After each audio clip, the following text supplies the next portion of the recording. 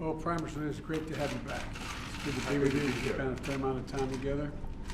This is a critical moment for, I think, both our countries and the region that you so ably represent. And the strength of the U.S.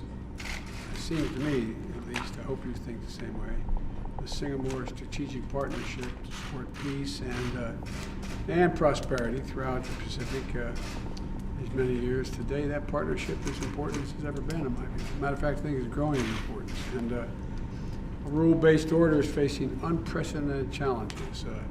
Russia's unprovoked and unjustifiable war against Ukraine is an urgent threat to both Europe and, I believe, to the Indo-Pacific as well.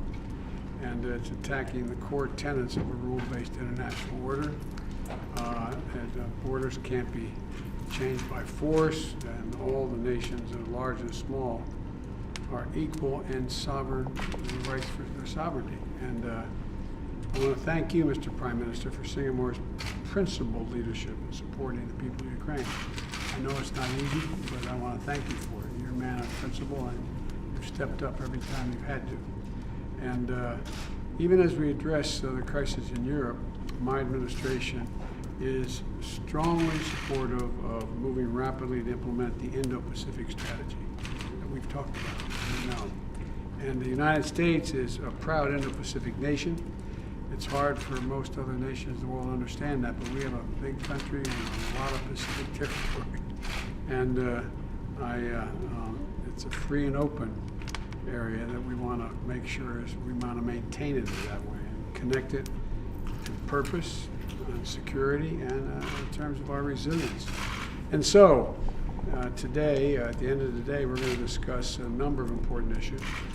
The U.S.-ASEAN relationship, upholding freedom of the seas, promoting return of democracy in Burma, and advancing an inclusive and sustainable economic growth in both our areas. And so I want to thank you again for making this journey, and Mr. Prime Minister, the floor is yours, good friend. Thank you, Mr. President.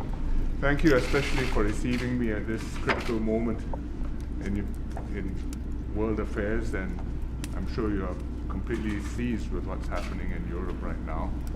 But we doubly appreciate the time you are giving to the relationship with Singapore and with Southeast Asian countries generally, especially ASEAN. Singapore is a very good partner of the United States. We are a major security cooperation partner of the US. And our relations are doing very well, economically as well as in the security and defense realms.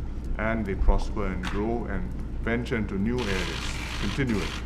And I hope to discuss that with the President today, as well as to further the relationship between the US and ASEAN, which is an engagement which is important to the US because it helps the US to be present in the Asia Pacific and to deepen its relations with many friends and to strengthen its strategic interests in the region. We will, of course, exchange views also on Ukraine and what that means for the Asia Pacific region. Singapore hopes that the United States, amidst all its many preoccupations, will continue to deepen its relationship with countries in the Asia Pacific, China certainly, but also other countries besides China, and deepen it substantially in many different ways through the Indo-Pacific strategy, and in doing so to foster the peace, stability, and security of the region, as you have done for so many decades since the war. Thank you very much. I assure you that's our objective. I assure you. Thank you. Thank you all. Thank you, everybody.